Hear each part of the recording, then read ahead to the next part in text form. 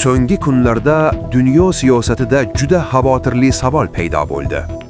Shimoliy Koreya Isroilni nishonaga olishi mumkinmi?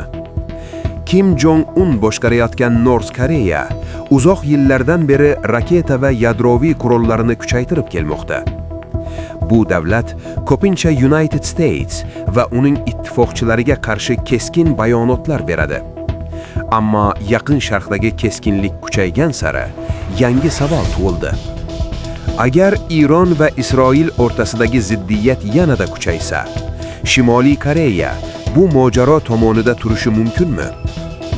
Ba'zi tahlilchilarning aytishicha, Shimoliy Koreya va Iron o'rtasida raketa texnologiyasi bo'yicha aloqalar bo'lgan.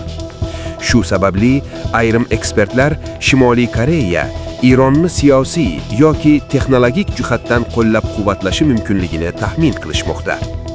Lekin hozircha bunday hujum haqida rasmiy tasdiqlangan ma'lumot yo'q. Shunga qaramay, Shimoliy Koreyaning uzoq masofaga uchuvchi raketalari butun dunyo xavfsizligi uchun jiddiy savollar tug'dirmoqda. Agar bir kun kelib Shimoliy Koreya Yaqin Sharq mojarosiga aralashsa, bu butun dunyo siyosatini o'zgartirib yuborishi mumkin.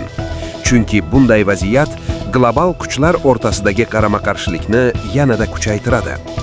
Savol esa hanuz ochiq qolmoqda. Bu faqat taxminmi yoki kelajakdagi katta mojaroning boshlanishi?